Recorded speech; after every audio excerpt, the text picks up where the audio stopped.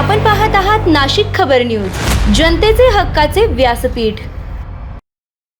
नाशिक रोडच्या उपनगर पोलीस ठाणे हद्दीत फायनान्स कंपनीचा डेप्युटी मॅनेजर असल्याची बतावणी करून महिलेचा विश्वास संपादन करत सोन्याचे दागिने लंपास करणाऱ्या बंटी बबलीला पोलिसांनी जेरबंद केले आहे।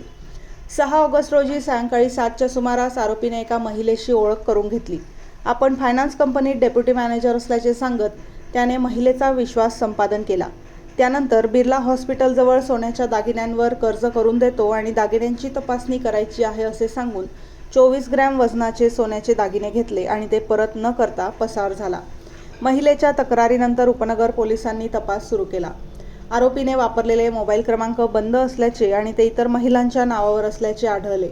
तसेच मोटरसायकलवरही चुकीचा क्रमांक टाकण्यात आला होता। पोलीस उपनिरीक्षक प्रभाकर सोनवणे यांच्या पथकाने घटनास्थळ परिसरातील 15 ते 20 सीसीटीव्ही कॅमेऱ्यांचे फुटेज तपासले। त्यातून आरोपी ओझर येथे राहत असल्याची माहिती मिळाली।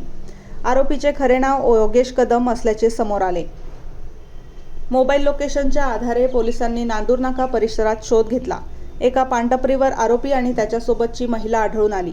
पोलिसांची चाहूल लागताच आरोपीने पळून जाण्याचा प्रयत्न केला, मात्र पोलिसांनी दोघांनाही शिताफीने ताब्यात घेतले।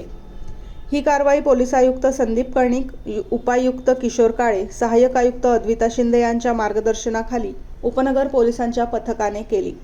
पुढील तपास पोलीस उपनिरीक्षक प्रभाकर सोनवणे करत आहेत। प्रतिनिधी दिनेश पगारे, नाशिक रोड।